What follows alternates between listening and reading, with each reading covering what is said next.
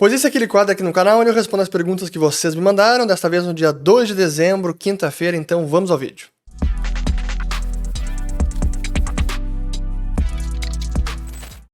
Muito bem, a todos aqueles que estão chegando agora aqui no canal, meu nome é Fernando Urrutia, aqui a gente fala de economia, mercados e investimentos. Se vocês gostarem do conteúdo, considerem se inscrever, ativando o sininho aqui embaixo e também compartilhando esse vídeo. Pois eu acho que eu não tenho nenhum recado para dar, apenas agradecer a todas as perguntas que vocês mandaram, como sempre, muito bacana, foram várias. Eu pré-selecionei elas aqui, já vou responder, mas eu queria só voltar ao tema da deflação, que eu comentei no vídeo passado. Quem quiser assistir, volte lá, vou colocar o link aqui em cima, e tem lá os capítulos todos onde eu falo sobre deflação, porque teve um ponto que eu não abordei e que é uma das fontes de medo da deflação, que diz respeito à postergação do consumo. O argumento, em síntese, é o seguinte: se há expectativa de queda de preço, os consumidores vão postergar o consumo, isso vai fazer com que as vendas caiam, portanto os produtores vão produzir menos, vão ser desincentivados a investir, e aí vão consumir menos, vão continuar postergando as compras, cai venda, investe menos, entrando numa espiral deflacionária, arrastando a economia para uma depressão econômica. Em síntese, essa é a linha de raciocínio. E a verdade é que, na prática, isso não se verifica. Ninguém posterga o consumo para sempre. Sim, pode haver uma expectativa de queda de preço e uma postergação do consumo, mas é uma postergação que pode vai até certo ponto. Certamente com bens essenciais isso não vai acontecer, e mesmo com bens de capital, aqueles de valor agregado muito maior, tipo um automóvel, por mais que possa haver uma postergação, ela não será infinita, não será para sempre. Em algum momento o sujeito vai adquirir porque ele precisa daquele bem. Então essa ideia de que a hipótese de que o consumo seria postergado quase que para sempre, ela é completamente irreal. E temos setores já, de novo eu falo do setor de TI, de computação, que já vive uma realidade deflacionária. E não é por conta da deflação que as vendas caem. Mesmo os produtos ficando melhores, mais potentes, ano após ano, e o preço continuando o mesmo, ou até caindo, ainda assim os indivíduos seguem comprando computadores, smartphones, etc. Então, a deflação não vai fazer com que o consumo seja postergado para sempre, arrastando a economia para uma depressão. Essa hipótese é completamente irreal, e com isso eu encerro essa parte sobre deflação. Eu acho que eu cobri todos os principais argumentos contra a deflação, ou o medo da deflação. Aqui tem uma pergunta do Fernando Upur, meu irmão gêmeo da Coreia do Norte, investidor de Tesla, perguntando o seguinte: como foi sua experiência de vida durante o plano Collor? O que você lembra de ter passado? Sabe que eu lembro muito pouco do plano Collor, eu lembro muito mais do plano Sarney. Até eu já comentei aqui no canal sobre a minha semanada que eu recebia, e eu gastava normalmente no Marina Barra Clube, que é um clube lá no Rio de Janeiro, e eu tive a ideia de guardar a minha semanada, poupei por algumas semanas, e cheguei depois de 1 mês e meio, 2 meses para comprar lá no bar do clube, e não conseguia comprar mais nada porque o dinheiro tinha perdido todo o seu valor. Mas a verdade é que do plano Collor eu lembro muito pouco. Lembro das eleições do Collor bem, mas do plano em si não lembro. Aqui do Diego, Aparecido Silva: já comprou o ADA Cardano? Não, nunca comprei Cardano. Aqui do Ronaldo Dadalto: tem um canal chamado Orientação Marxista, dá uma olhada lá, ele te adora. Pois, sabe que eu acho que alguns canais marxistas têm feito vídeos refutado vídeos meus, criticado, etc. Outro que fez vários já, o André Roncalha. Não sei se ele é marxista, não sei se ele se denomina marxista, mas como ele fala bastante sobre China, e até num vídeo que ele fez sobre um vídeo meu sobre a China, dizendo sempre que não, você, para analisar a China, não pode usar a mesma lógica capitalista, ou os argumentos o marco analítico que vale para os Estados Unidos ou para outras economias não vale para a China, é outra questão. Olha, me desculpa, mas as leis econômicas valem para qualquer país, seja ele comunista, socialista, mais ou menos, mais intervencionista, menos intervencionista, as leis econômicas valem para todos. Mas esse do Orientação Marxista, eu até olhei agora há pouco, eu acho que ele falou sobre fez uma crítica sobre um trecho que eu tive no Flow Podcast, que já faz 2 anos, eu acho, quase 2 anos, foi em março do ano passado, 2020, que eu tive lá, e foi um trecho bem curto que eu falei sobre o PIB, e nem era uma explicação profunda, não era uma aula sobre o PIB, mas eles extraíram esse trecho, o Orientação Marxista e o André Roncalha também, e aí estavam ali excitadíssimos porque pegaram um erro crasso e básico meu, que eu não sabia nem calcular o PIB. Assim, por favor, né? Contabilidade nacional, saber como calcular o PIB é um negócio tão básico e achar que eu não sei como funciona e que eu não sei nem a ótica da renda, da produção e da demanda, e então foi um erro básico. Beleza, pegaram um erro básico meu. Enfim, mas de fato, eles estão me adorando, não sei porquê. Seguindo aqui, o do Andrew. B3 está se mostrando contrária a SP, o SP500. Bolsa brasileira subindo quando o SP crashar. Olha, se o SP realmente crashar, vai arrastar o mundo inteiro e o Brasil não vai ser diferente. Até hoje, curiosamente, estou gravando aqui na sexta-feira e hoje o mercado lá fora caiu bastante, ficou bem estranho. E o Ibovespa segurou uma das únicas bolsas subindo hoje, e o SP caiu, o Nasdaq caiu, o Dow Jones caiu, então é mais porque realmente o Brasil teve um exagero de pessimismo, e isso a gente viu não apenas na curva de juros, mas também na bolsa. Então acho que foi um momento de compra da bolsa brasileira, mas se o SP crashar, desabar mesmo, não uma correção apenas, aí arrasta o mundo inteiro, e o Brasil vai junto. Aqui uma pergunta interessante do Edson. O que acha da ideia de uma sociedade de leis privadas?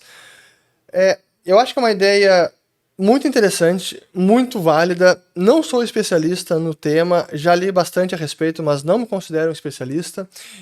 Eu sugiro um livro bem interessante que, se não me engano, é do Bruce Benson, chamado Justice Without the State. Justiça sem o Estado.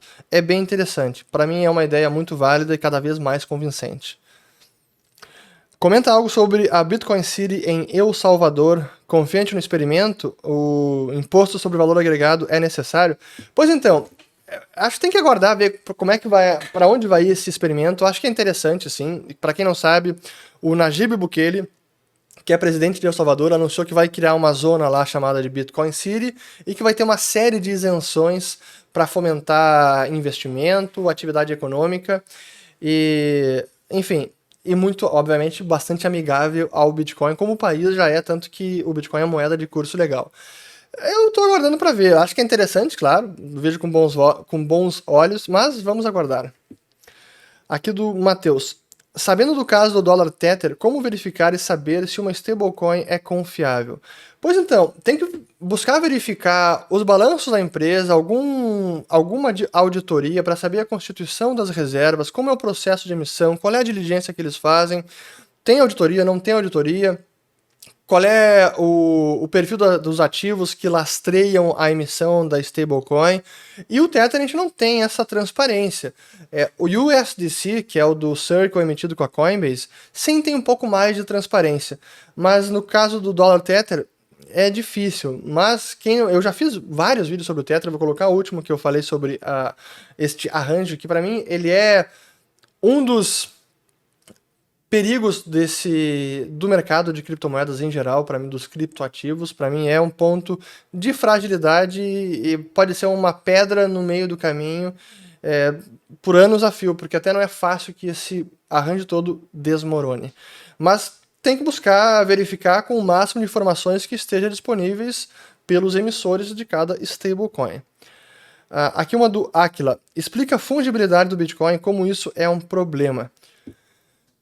Pois então, a fungibilidade do Bitcoin significa que cada Bitcoin é plenamente intercambiável com todo outro Bitcoin. Então, cada unidade ou fração de Bitcoin vale o mesmo que cada outra fração. Não há uma diferenciação. É como uma nota de 100 reais ou 100 dólares, ela vale o mesmo que outra nota de 100 dólares. São bens fungíveis. Ou como grãos de soja, em princípio, se não tiver nenhum problema com um grão específico, mas todo grão é intercambiável com outro grão, ou lingote de ouro, moeda de ouro, são bens intercambiáveis, portanto são fungíveis.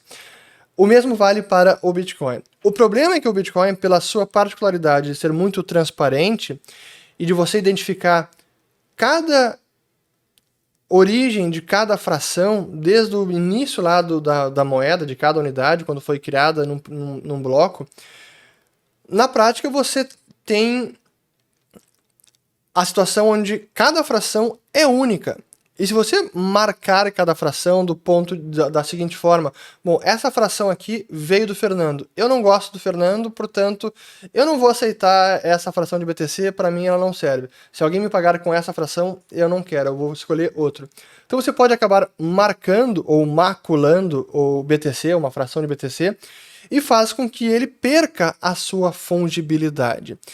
Isso é o que acaba ocorrendo com as empresas que fazem o monitoramento do blockchain do Bitcoin e de outros, como a Chain Analysis e a Elliptic, onde eles vão verificando todo o histórico daquela transação ou de uma fração em específico para saber se aquele Bitcoin veio de um site de aposta, de um marketplace na Deep Web, de ransomware, do Silk Road, enfim. E dessa maneira, eles vão dando até algum tipo de score ou de risco para aquela fração do tipo, opa, esse aqui é um sujeito que está tentando lavar dinheiro com BTC, portanto não aceitem esse BTC. E isso pode, no limite, acabar com a fungibilidade do sistema. E claro que eu não gosto e acho horrível quando qualquer pessoa está praticando crimes com o Bitcoin, como por exemplo o ransomware, mas no limite, macular cada fração de BTC e marcá-la, fazendo com que uma fração valha menos do que a outra, vai inviabilizar o sistema. Por isso que é preciso que nós tenhamos a máxima fungibilidade, e para ter mais fungibilidade é preciso que tenha mais privacidade e não essa transparência quase plena que existe hoje. E é nesse sentido que o Taproot, que é uma atualização que entrou agora em novembro, endereça. O Taproot também endereça um dos problemas de privacidade, ou de muita falta de privacidade na rede do Bitcoin. Acho que, em síntese, essa questão de fungibilidade, espero ter explicado de forma satisfatória. Aqui do Fred Silva. A arrecadação federal vem batendo recordes nesse ano. Isso não alivia o furo no teto de gastos? Pois então, no ano atual, sim, alivia e bateu o recorde durante vários meses, até porque houve uma pujança econômica, basta ver o PIB nominal, não subia dessa forma tão rápida desde 2010, e claro que isso ajuda a turbinar a arrecadação tributária, sendo que a despesa não cresce com a mesma velocidade. O problema é que isso é algo de momento. Ano que vem, quando a economia desacelerar, e ela está desacelerando, a arrecadação vai cair, ou não vai estar nos mesmos patamares que hoje se encontra. E aí a situação positiva que temos hoje, ela vai acabar se fechando. O superávit que tivemos agora, até em outubro, o superávit primário, não teremos mais provavelmente no ano que vem, além de a elevação de juros vai pressionar a despesa com os juros do governo federal. Então, o serviço da dívida vai ser uma despesa maior no ano que vem, porque a Selic está aumentando. Vamos lá, seguindo aqui, do Renan agora. Com suas visões de mercado, você consegue prever os setores que serão beneficiados e os que terão problema? Previsão certeira é impossível, mas a gente consegue identificar alguns elementos que nos sinalizam quais setores podem ser beneficiados. Seja pelo crédito bancário, seja por algum direcionamento de crédito, alguma política pública de subsídio, como foi lá na época da Dilma, com PSI, para caminhões e ônibus e tudo mais, aquilo claramente dá para ver que isso aconteceria. Construção civil costuma ser um setor sempre beneficiado com algum tipo de política pública que pode fomentar a atividade no setor. Aí, questões mais macro ou globais, tendências, aí é preciso entender para onde o mundo está indo. Por exemplo, agora, ESG, eletrificação da economia, tudo isso vai beneficiar setores que estão expostos a essa tendência mundial. Então é preciso entender todas essas questões. Não é simples, mas acho que dá para a gente ter bons insights e boas previsões de tendência. Uma previsão certeira, esse setor aqui vai bombar com certeza, é impossível. E claro, é importante também estudar empresas em específico, né? Não apenas o setor, para quem quiser fazer stock picking. Aqui do Henrique Baez. Não é ruim para o Bitcoin ser tratado somente como mais um ativo a se ter no portfólio? Eu acho que é natural. Para muita gente hoje, o Bitcoin não é moeda, não é dinheiro, é mais um ativo, uma forma de investimento, e acho que faz parte do processo evolutivo dele. Quem quiser saber mais, eu recomendo uma palestra que eu dei em 2018, chamada Bitcoin, o ativo final, vou colocar o link aqui em cima, onde eu explico melhor esse processo evolutivo, como eu enxergo que serão os estágios de adoção do Bitcoin e como ele, em meio a esse processo, vai se tornando dinheiro, pode se tornar uma moeda mais corrente. Mas não acho que é ruim, acho que é natural. Aqui do Léo Felipe. Como seria legalmente retirar o curso forçado da moeda? Tem duas coisas, curso legal e curso legal forçado. O curso legal forçado, basta passar uma lei dizendo que não é mais um crime negar o real como moeda em qualquer transação. Isso é simples. É muito fácil acabar com o curso legal forçado. Acabar com o curso legal, aí é mais difícil, porque pode minar a demanda pela moeda local, e nenhum governo, banco central quer isso. Mas para acabar seria também passar uma lei dizendo que, olha, agora impostos podem ser pagos em qualquer moeda, contratos podem ser pactuados em qualquer moeda, em qualquer ativo, dívidas pré-contratadas que vão à corte, vão à justiça, viram alvo de algum processo, alguma coisa, e precisam ser liquidadas por ordem judicial, podem ser liquidadas também por qualquer tipo de ativo. Então, qualquer ativo ou moeda terá poder liberatório, que é a palavra bem legalesca, para dívidas pré-contratadas que acabarem na justiça. Então, seria assim, digo, é simples a lei que seria necessária, o processo político são outros 500. Aqui, ó. Aqui tem uma interessante, ó, que não tem, até, olha só, do Davi Cafola. Mexe sozinho nesse aparato de filmagem todo, mostra pra gente. Tá, ó, eu vou mostrar. Quem não tem interesse nenhum sobre setup de filmagem, YouTube, etc, que eu uso, pode passar aqui, como vai ter os capítulos, pode simplesmente botar no próximo e pular essa etapa toda. Mas eu vou aproveitar, já que muita gente me pergunta. Primeiro, aqui eu tenho eu tô filmando com uma Sony A6400, mas uma que eu filmo às vezes, essa aqui que é fantástica, vou botar até na minha cara aqui na frente, ó. É uma Sony A7S III, é uma máquina voltada mais para vídeo, é uma câmera mais voltada para vídeo, é espetacular a imagem dela, já gravei alguns vídeos com ela, mas tão importante quanto a câmera é a lente também. Essa aqui no caso é uma Zeiss Batis 25mm com abertura f2.0.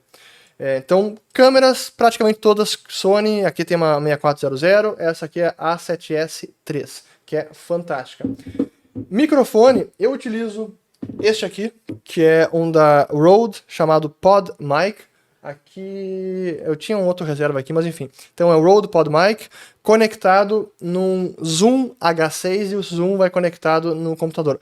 Aliás, antes do H6 tem também um preamp, que é um amplificador, porque esse microfone não tem...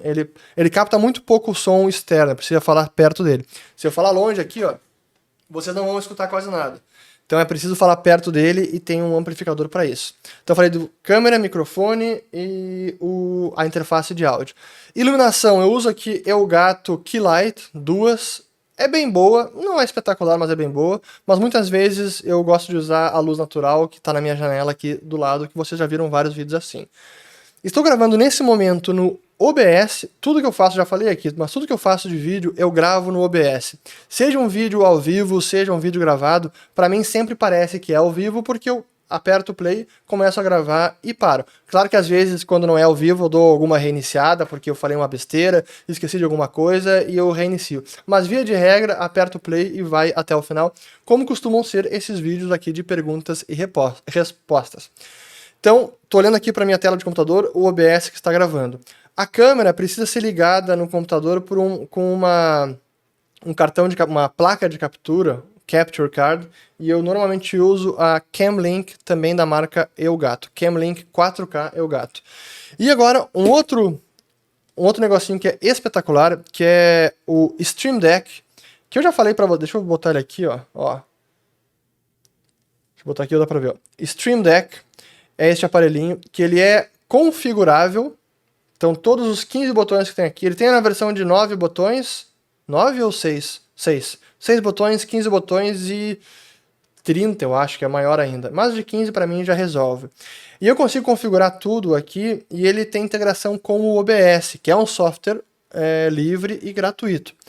E eu configurando os botões, eu consigo fazer as transições de cena, consigo iniciar a gravação, como está aqui o botão vermelho, eu consigo mudar de tela. Agora, por exemplo, ó, eu vou aqui mudar para o Chrome, ou para o Brave, e eu estou olhando o TradingView. Agora eu vou botar para vocês a tela do TradingView, olha só.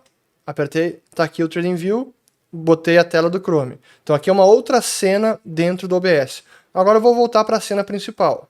Voltei para a cena principal. Quando eu quiser acabar o vídeo, eu vou apertar o botão aqui de outro, que vai chamar a vinheta de saída, e vai aparecer aquele meu vídeo no canto, onde eu dou uma mensagem final, e ele para de gravar e pronto. Mas enfim, então o Stream Deck, também da marca Elgato, é uma mão na roda impressionante, e é isso que me permite ter um controle quase de estúdio aqui, sem precisar de ninguém mais me ajudando. E é por isso que eu consigo otimizar muito a minha produção de vídeos, e quase não há nenhuma edição. De vez em quando eu pego e edito, tiro alguma parte só, mas não há nenhuma edição rebuscada. Tudo é feito como se fosse ao vivo. Alguma coisa mais sobre isso? Eu acho que é só, né? Bom, até outra pergunta aqui relacionada a isso é... Claro que isso foi um processo, eu fui aprendendo cada vez mais. Quando eu comecei o canal em 2017, eu já tinha uma noção boa de câmeras, porque eu comecei a virar meio viciado nisso em 2015. Aliás, antes, até 2013, 2014. E aí comecei a me aprofundar mais em câmeras fotográficas. Quando eu comecei o canal, já tinha uma câmera muito boa, que era a Sony A7R II, e também tinha ótimas lentes. Mas aí eu fui me aprofundando, iluminação, que é a parte mais difícil, a iluminação. Se você tiver uma câmera excelente, uma lente excelente, mas a iluminação for ruim, será ruim também. Outra coisa aqui bacana, ó, até vou mostrar para vocês, o OBS ele permite que vocês consigam botar filtro de cor. Então aqui para quem eu tô entrando em questões mais técnicas de câmera, tá? Essa câmera A6400, eu tô filmando ela num perfil de foto chamado S-Log3. E no OBS eu já coloco o filtro de cor que corrige e deixa nessa cor bem bacana, olha só. Isso é o que a câmera está filmando. A câmera está filmando dessa maneira. Quem editaria o vídeo depois precisaria corrigir a cor. O OBS já permite que eu faça isso na hora e aqui está a cor já com essa ótima qualidade. Acho que é isso de OBS e de produção de vídeo, mas é um processo e eu sempre lembro que uma boa parte do que eu aprendi de OBS e a dica do Stream Deck foi o Henrique Keller, que é nosso coordenador de marketing na Liberta, um cara muito criativo e que manja demais dessas paradas todas aqui e realmente me ajudou bastante, me ensinou muito. Mas o OBS e Stream Deck, cara, você vai aprofundando e virando craque. Eu acho que eu falei tudo, né? Falei, então tá. Próximo agora. Aqui do Caueu. Volta do padrão ouro poderia beneficiar o real? Padrão ouro no mundo não vai voltar, mas se voltasse, não, seria até mais difícil porque o real ia se depreciar mais ainda. Então a gente teria que ter muito mais disciplina se voltássemos a um padrão ouro. Não seria fácil. Mas a gente podia também voltar ao padrão ouro ou abdicar de ter uma moeda porque o Brasil não é maduro o suficiente para ter moeda própria. Eu sei que essa é uma opinião bastante herética ou polêmica. Aqui do Bold Jr. O que pensa sobre as ideias do André Roncalha? Ele parece obcecado em atacar liberais. Pois então, eu mencionei aqui rapidinho o vídeo que ele fez sobre o PIB, a refutação dele do que eu falei sobre o PIB e do outro orientação marxista. Mas enfim, eu acho que é realmente alguém que tem uma visão de mundo muito mais socialista, de Estado como promotor do desenvolvimento e... Sim, em síntese aí está a discordância entre Roncalha e Fernando. E, de novo, aquele vídeo sobre o PIB, por favor, né? Achar que eu não vou saber nem o que é o PIB, como ele é calculado. Mas, enfim, azar. Até um ponto importante, porque eu vi que ele comentou isso, até comentei no vídeo dele. Qualquer pessoa que assistir os meus vídeos aqui e quiser criticar, refutar, ridicularizar, pode usar meus vídeos na íntegra parcialmente, pode colocar nos seus vídeos no YouTube, todos vocês estão devidamente autorizados, jamais vou pedir para derrubar, e se alguém o fizer, eu estou pedindo que não o faça. Se vocês fizerem, se alguém aqui que gosta do canal, me acompanha, gosta de mim, e vê um vídeo criticando o Fernando Urrich, se você quiser lá reportar e dizer para derrubar, eu te digo o seguinte, não faça. Por favor, deixe o vídeo lá, pode usar tudo que quiser, tá? Então isso vale para o Roncalha, para o Orientação Marxista e qualquer outro. Podem criticar, refutar o que quiserem, estão devidamente autorizados. Inclusive, o meu próprio livro sobre Bitcoin também, que tem gratuito em PDF, quem quiser publicar ele, imprimir ele e vender, pode fazer também, está autorizado. Vamos lá, seguindo aqui do Júlio Arenhardt. Ações tokenizadas seriam como stablecoins? Quais as consequências? Sim e não. Por um lado, sim, porque uma ação tokenizada acaba sendo um instrumento híbrido, no sentido, é uma ação que está registrada digitalmente em blockchain, mas você tem um emissor que é uma entidade centralizada. Então, é como uma stablecoin. O token é apenas uma representação da ação da empresa. É um certificado digital registrado em blockchain. Assim como hoje a ação está registrada digitalmente numa instituição depositária como o CETIP, ou CBLC, ou lá fora a DTCC, a diferença seria que, em vez de estar numa base de dados centralizada, estaria numa base de dados distribuída. Mas o problema de tokenização, e esse para mim é um dos grandes desafios desse arranjo, como hoje está sendo explorado, desse arranjo realmente decolar, é que um token, como o Bitcoin ou o Ethereum, é um ativo ao portador. E se você é o dono desse ativo ao portador, você tem a senha privada, se você perder a senha, a chave privada, que é a senha, se você perder a chave privada, perdeu o token. Não tem como reaver aquele BTC ou aquele Ethereum ou qualquer outro. É impensável a gente aplicar a mesma lógica hoje para as ações de empresas, porque são ativos nominativos. Se no passado a ação era ao portador ou a título de dívida, mas a gente já está muito longe desse passado e eu acho que é quase impossível nós voltarmos à ideia de ação não nominativa ao portador, do tipo, eu sou o dono da Apple, tá aqui o token, eu tenho a chave privada, putz, perdi a chave, não sou mais acionista, perdi a ação. É difícil. E além também de todas as regras de KYC, que é Know Your Customer, AML, que é Anti-Money Laundering Laws, as leis de prevenção da lavagem de dinheiro, conheça seu cliente. É difícil dissociar hoje o mundo tradicional do sistema financeiro e de mercado de capitais e aproveitar todas as disrupções e inovações tecnológicas de blockchain. Algum meio termo será encontrado, mas não será tão revolucionário como é o Bitcoin.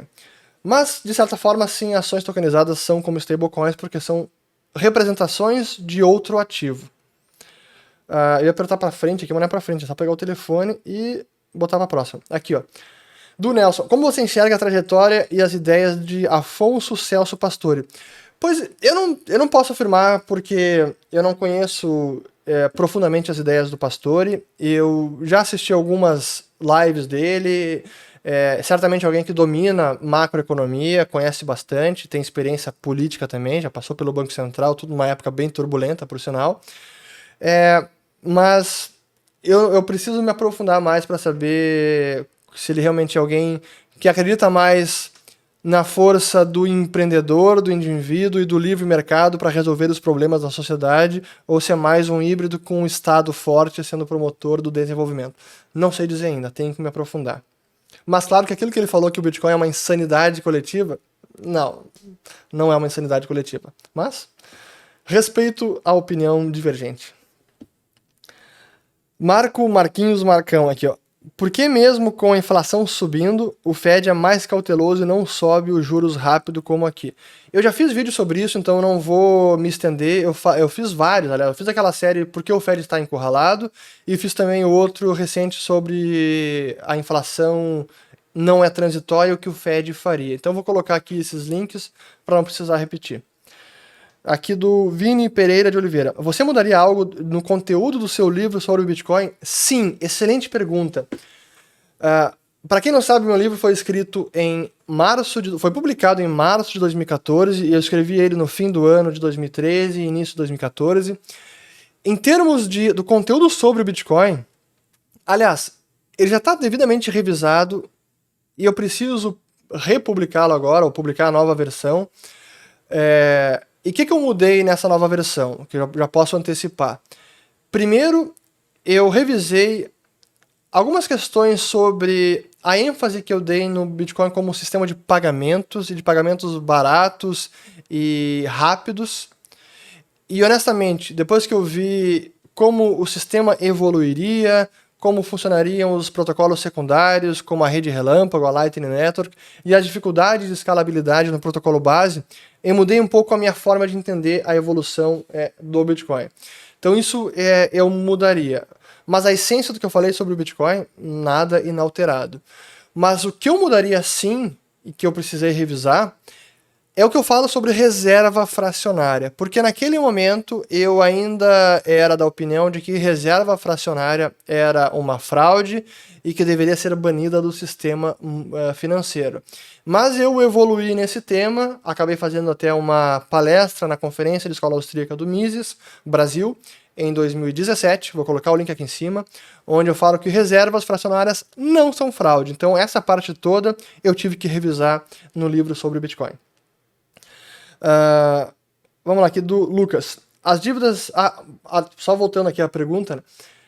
Por que eu não publiquei o livro ainda, a nova versão revisada? Porque sempre surge uma novidade. Cara, é difícil publicar livro hoje de um tema que tem tantas inovações, atualizações constantemente. Quando o livro está pronto, surgiu alguma coisa, mudou, vale a pena atualizar, fazer um artigo para encerrar o livro. E aí, quando termina o artigo, bom, já tem novidade, vamos atualizar, e nunca acaba isso. Então, não sei como é que vai ser. Mas enfim, tá quase para sair. Vamos lá, aqui do Lucas. As dívidas já contratadas de uma empresa sobem com a taxa Selic ou somente as próximas dívidas? Imagino que seja o custo da dívida, né? Depende de como foi a condição daquela dívida. Se foi uma dívida com taxa pré-fixada, não vai se alterar. Se é uma dívida com taxa pós-fixada, ou com pré-fixada mais algum indexador, que costuma ser, aí vai ser alterada. Ou vai aumentar o custo. Aqui do Pedro Rio 2022. Uma dúvida diferente. Quem instruiu sobre a compra das telas, iluminação, estúdio, câmeras, etc? Bom, então eu já respondi isso no item anterior, volte lá quem não assistiu, quem quer assistir. Mas foi muita pesquisa pessoal, gastei horas com isso e adoro. Até no outro vídeo perguntaram que vídeos eu gostava de assistir, que canais no YouTube. Eu assisto pra burro canais sobre equipamentos, gosto de assistia, mas ele não faz mais vídeo, Casey Neistat, Peter McKinnon, gosto do Mari Rupia, acho que é o nome dele, é um finlandês-canadense, e gosto de vários que fazem review de equipamento eletrônico e câmeras, como Potato Jet, iPhonedo, enfim, vários. Eu gosto bastante desse tipo de conteúdo também, e aprendi muito com esses canais, e novamente com o Keller aqui, quando foi para fazer o setup atual de Stream Deck, OBS e tudo mais. Mas é pesquisa própria mesmo. Hein? Aqui do João 19. Você imagina algum governo pelo mundo lastreando sua moeda ao Bitcoin? Não acredito que isso vai acontecer, mas talvez o que possa acontecer é países ou bancos centrais comprando BTC, como El Salvador já está fazendo. Acho que isso pode acontecer sim, até para ter uma forma de ativo apolítico, neutro, que possa ser transferido internacionalmente sem depender ou sem sofrer influência ou até o cerceamento dos Estados Unidos. Aqui do Igor Chaves. Onde estudar para conseguir ter a profundidade de análise que você tem? Não sei nem por onde começar. Comece pelo ciclo de mercado, que é o nosso curso que tem normalmente 2 turmas por ano. A gente teve uma em abril, teve outra agora em outubro. A próxima deve ser ano que vem, provavelmente abril ou março, mas não temos a data certa ainda. Mas fique atento porque acho que é um bom início nessa jornada. Mas eu diria que, além disso, conhecimentos básicos de finanças é importante, matemática financeira, taxas de juros, contabilidade é fundamental, saber contabilidade, que é a linguagem do mundo corporativo, é a linguagem que permite que você entenda a saúde financeira de uma empresa, e consiga avaliá-la, precificá-la e tudo mais. Então, fundamental contabilidade. Mais perguntas aqui. Já que você fez um vídeo do Plano Collor, peraí. Já que você fez vídeo do Plano Collor, a possibilidade de ter esse plano maluco no ZEUA? A possibilidade? Não. Não há possibilidade, não acho que isso seja possível. Mesmo no Brasil, não acho que isso poderia acontecer novamente. Mas é claro que esse arranjo de CBDCs, que eu já falei muito aqui no canal, as moedas digitais de bancos centrais, é um arranjo que, na minha avaliação, é a maior ameaça, falando do mundo financeiro e das moedas, é a maior ameaça para a liberdade e a privacidade individual. Moeda digital de Banco Central. Enfim, vou linkar alguns vídeos que eu já falei bastante sobre isso. Mas confisco do tipo Collor, não. Aqui uma do Fabiano aqui. E o Galo? Imagino que seja Atlético Mineiro. Pois então, eu sou um cara que não assisto praticamente nada de futebol. Eu digo que eu sou um gremista não praticante, então Grêmio é meu time.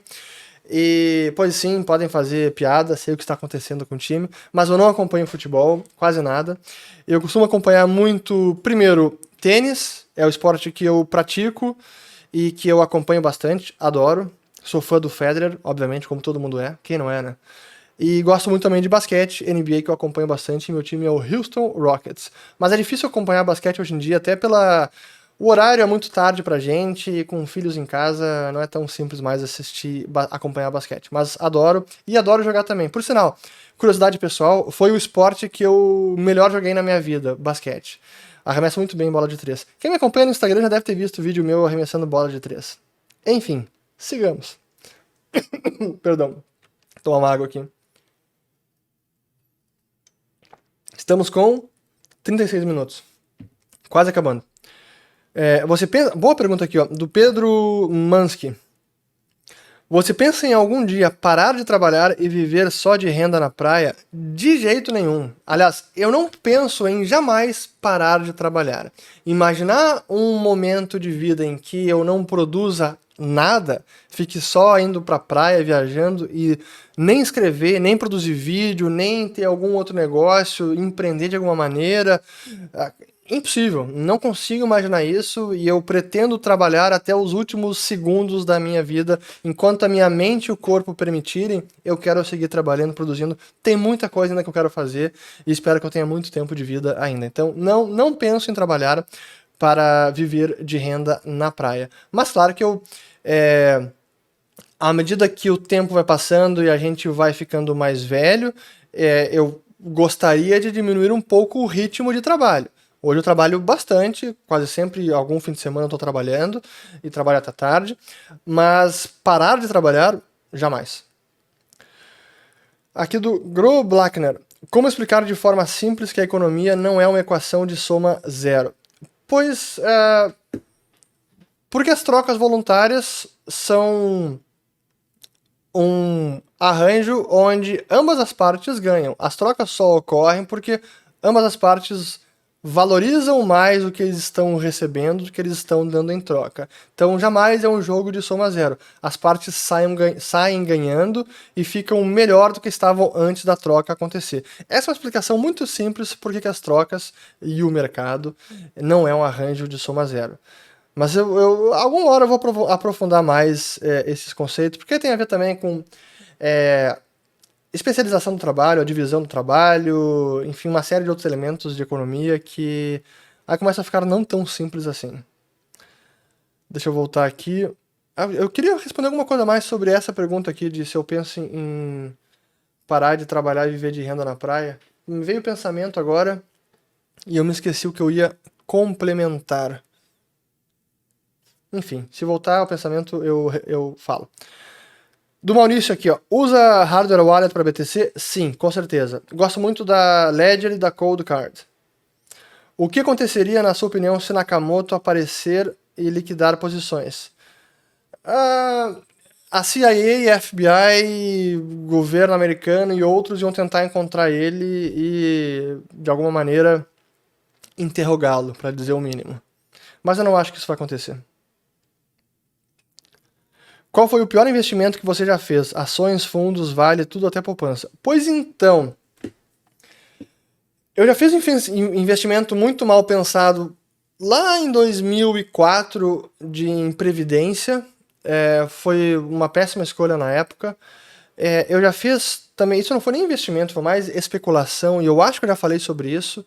Meu começo de vida financeira, depois que eu fiz o curso na XP, em 2004, em Porto Alegre, finalzinho do ano, sobre Aprenda a Investir na Bolsa de Valores, esse é o nome do curso, é a apostila, e eu acabei especulando demais e apostando em contrato de índice futuro, eu não lembro agora se era dólar ou se era bolsa, mas enfim, acabei perdendo muito dinheiro, mais do que eu poderia perder, o que eu tinha na época eu perdi tudo, então essa foi a principal cagada no mercado financeiro. Mas acho que eu tenho que fazer um vídeo um dia sobre meus erros de mercado. Por exemplo, Tesla foi um erro, sem dúvida. E certamente tem vários outros e eu tenho que fazer um vídeo. Podem me cobrar meus erros. É importante falar de erro, né? O pessoal só fala de acerto, mas a gente aprende mais com os erros do que com os acertos. Mais perguntas aqui. Aqui do Gabriel. Qual notícia indicador vai acender uma luz em você no sentido de venda tudo?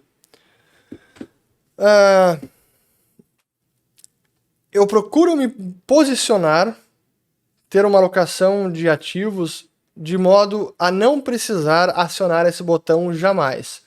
Porque mesmo o venda tudo exige uma decisão de, ok, vendo e vou para o quê? Fico em dólar apenas? Fico em reais? Dinheiro em caixa? Boto em algum instrumento de dívida de curto prazo, título soberano? Boto em ouro? O que eu faço? Então, esse venda em tudo é venda e compra o quê? Venda tudo e compra tudo o quê? Então, mas não tem apenas um único indicador possível. É importante estar sempre monitorando indicadores e ter uma exposição que não machuque você, para que você não tenha que vender tudo. Se você se coloca numa posição que tem que vender tudo, possivelmente é porque você está arriscando demais. Pode ser uma forma diferente de responder a sua pergunta. Aqui tem mais perguntas ainda, ó. Qual foi o pior, confisco do Collor ou congelamento do Sarney? Sabe que eu estava pensando sobre isso depois que eu assisti o documentário e dos vídeos que eu fiz? Sem dúvida que foi o confisco do Collor, porque o confisco do Collor teve não apenas o confisco, como também teve congelamento. Então foram as duas coisas. Então foi muito mais traumático, muito mais draconiano, muito mais criminoso mesmo. Como eu vi. Quem não assistiu meu vídeo ainda sobre o Plano Collor, eu recomendo que assista, acho que ficou muito bom. É daqueles vídeos que eu gostaria que tivesse muito mais visualizações e infelizmente não teve tanto, foi aquém do que eu gostaria, mas vejam os comentários no vídeo e vocês vão entender por que o Plano Collor foi muito mais traumático. Até aproveita para comentar aqui, quem está assistindo, o que para vocês, para a família de vocês, foi mais traumático? Sarney, Plano Cruzado em 86, ou Plano Collor em 1990? Acho que foi Plano Collor. Mas enfim, comentem aqui. Aqui mais uma pergunta do Efra Sernikov. Ulrich, você acha que as eleições do ano que vem aqui no Brasil já estão precificadas? Eu acho que em larga medida sim, já está precificado. Já falei sobre isso naquele vídeo meu sobre a bolsa de valores, sobre o mercado ter exagerado, e acho que era um momento e é um momento de compra bolsa brasileira. Mas como eu digo, até hoje a gente comentou isso no nosso comitê de cenários na Liberta Investimentos, que a gente faz toda sexta-feira. Ser um momento de compra ou uma oportunidade de bolsa brasileira não significa all-in bolsa brasileira e vai explodir, vai ser o investimento do portfólio de vocês, da carteira de vocês. Não é assim. O Brasil é sempre uma oportunidade muito mais tática do que algo de longo prazo. Bem naquela linha até tem um livro aqui, ó. O livro do Mark Faber, Tomorrow's Gold, Age of Discovery, do Mark Faber, que por sinal eu entrevistei ele já aqui no canal, vou colocar o link aqui em cima. Muito bacana a entrevista, ele tava pé da vida, até comigo, foi engraçado. Mas ele fala aqui que país emergente, ou bolsa de país emergente, você tem momento de entrar e momento de sair. E acho que isso vale, obviamente, para o Brasil. Então esse era o momento agora de entrar. E o gringo tá fazendo isso. Voltando aqui às perguntas. Parará. Quando é necessário cortar zeros de uma moeda? E por que alguns países mantêm muito zero?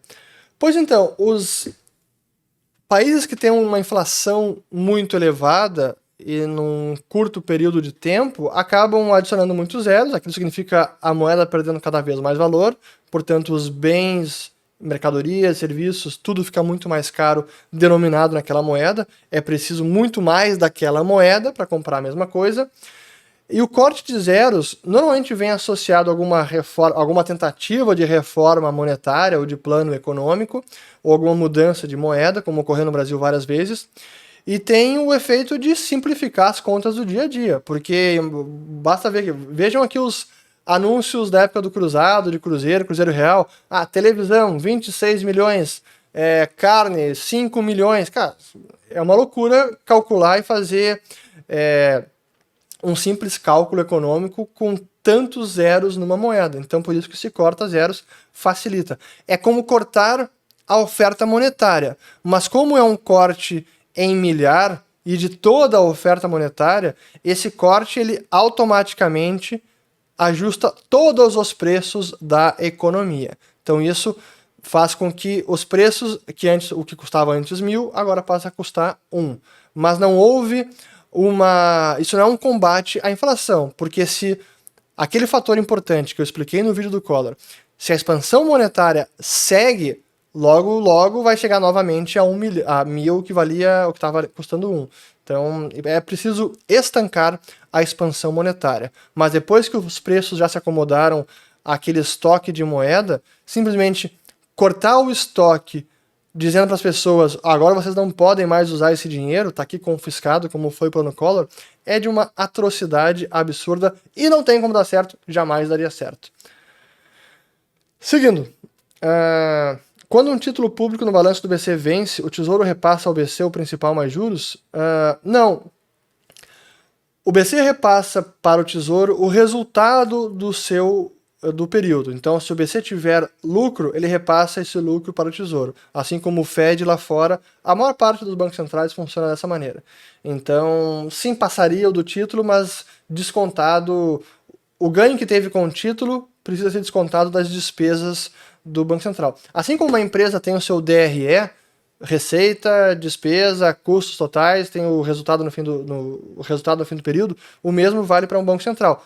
Vocês podem olhar ali o balanço do Banco Central, tem o demonstração financeira, balanço patrimonial, fluxo de caixa, demonstração do resultado do exercício, DRE, e tem lá todos os itens. Então, é o resultado final do exercício que é repassado ao Tesouro. Cadê? Aqui. Do Breno Bozola. Fed subir os juros teria impacto nas empresas que passam por rodadas de investimento? Seria mais difícil? Um aperto das condições financeiras tende a deteriorar o ambiente para levantamento de capital.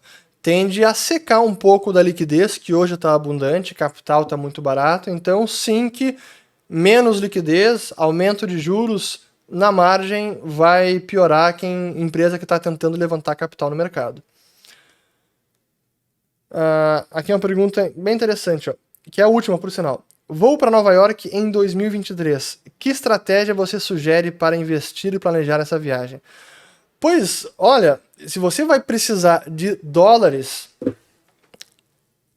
é muito difícil a gente saber para que lado vai o dólar no curto prazo. E um ano é curto prazo. Então a recomendação, o que eu faria no seu lugar, se eu tenho uma viagem já no radar e ela vai sim acontecer, vai comprando mês a mês um pouco de dólares e vai fazendo um preço médio. Se aumentar mês que vem, cara, compra um pouco. E caiu mais no outro mês, ou bastante, compra um pouco mais. Mas vai fazendo um preço médio, porque não tem como cravar. O dólar está bem esticado, agora ele vai cair com certeza, porque vai dar uma calmaria nos mercados, então ele vai cair. Não tem como a gente saber. Então é melhor fazer um preço médio, seria mais tranquilo, até mentalmente, do que tentar adivinhar, vou esperar e vou comprar só próximo da viagem. Eu preferia não apostar, isso é o que eu faria, mas cada um é dono de si mesmo. e deve tomar as decisões que achar melhor. Eu fico por aqui, porque são já 50 minutos, na verdade. Espero que tenham gostado de mais um vídeo de perguntas e respostas. E eu acho que é isso. Então agora, como sempre, eu vou chamar aqui a vinheta de saída. Ó, vou apertar o botão e vai entrar a vinheta. Quer ver? Olha só. Ó, acabou de chegar a vinheta, eu sigo falando, não teve nenhum corte e eu acho que é isso. Então compartilhem o vídeo e comentem aqui o que vocês estão achando também. Quem está assistindo, fazendo academia, ou fazendo churrasco, ou limpando louça, bom dia pra vocês. Até mais.